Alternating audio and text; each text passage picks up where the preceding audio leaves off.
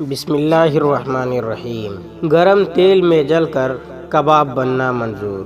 حضرت عمر فاروق رضی اللہ تعالی عنہ کے دور خلافت میں دو مسلمان کافروں کے ہاتھوں گرفتار ہو گئے۔ جب کافر لوگوں نے دیکھا تو انہوں نے بادشاہ کو مشورہ دیا کہ بجائے اس کے کہ آپ انہیں قتل کریں یا کوئی اور سزا دیں، آپ ان لوگوں کو اس طرح قائل کریں کہ یہ آپ کے مذہب کو اختیار کر لیں، کیونکہ ان کے چہروں سے ایسی بہادری ٹپکتی ہے کہ آپ کی فوج کے سپہ سالار بن جائے۔ چنانچہ انہوں نے کوشش کی کہ ہم کسی طرح ان کو اپنے مذہب کی طرف مائل کر لیں۔ پہلے انہوں نے ان کو لالچ دیے، لیکن جب دیکھا کہ دال نہیں گلنے والی تو پھر انہیں ڈرایا دھمکایا، حتیٰ کہ انہیں یہ کہا گیا کہ ہم تمہیں موت کے گھاٹ اتار دیں گے، بہتر یہ ہے کہ تم ہمارے مذہب کو قبول کر لو۔ لیکن ان کا جواب یہی تھا، تو جو کر سکتا ہے تو اپنا زور لگا لے، تو کیا کرے گا؟ یہی ہوگا کہ تیرے اس تکلیف سے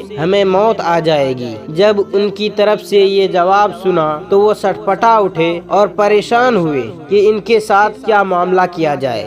بالآخر زچ ہو کر انہوں نے یہ منصوبہ بنایا کہ ہم ایک جگہ تیل گرم کرتے ہیں اور ان میں سے ایک کو اس میں ڈالتے ہیں، شاید اس کی وجہ سے دوسرا ڈر جائے اور ہمارے مذہب کو قبول کر لے۔ چلو دونوں نہیں تو ان میں سے ایک تو ہاتھ آ ہی جائے گا۔ چنانچہ تیل گرم کیا گیا اور ان دونوں کو اس کے پاس بٹھا کر ڈرایا گیا کہ اگر تم ہماری بات کو قبول نہیں کرتے تو تمہیں اس تیل کے اندر ڈال دیا جائے گا۔ جب دیکھا کہ وہ اپنی بات پر جمے ہوئے ہیں تو انہوں نے ان میں سے ایک کو اٹھا کر گرم گرم تیل میں ڈال دیا۔ ذرا تصور کیجئے کہ جب تیل گرم ہو اور اس میں گوشت ڈالا جائے تو پھر کس طرح کباب بنتا ہے اور کیا نقشہ سامنے آتا ہے۔ ان میں سے جب ایک اس طرح کباب بن گیا تو لوگوں نے دوسرے کے چہرے کے تاثرات دیکھے۔ جب اسے دیکھا تو اس کی آنکھوں میں آنسو نظر آئے۔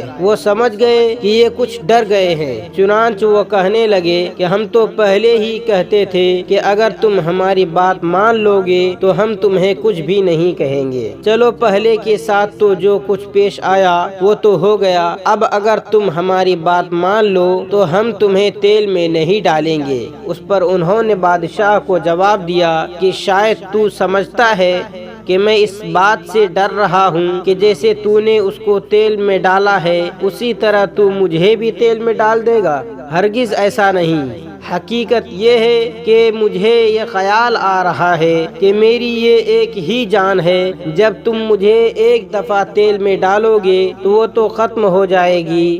کاش کہ میرے جسم کے بالوں کے برابر میری جانیں ہوتی، تو مجھے اتنی دفعہ تیل میں ڈالتا اور میں اتنی جانوں کا نذرانہ اپنے رب کے حضور میں پیش کرتا۔ سبحان اللہ۔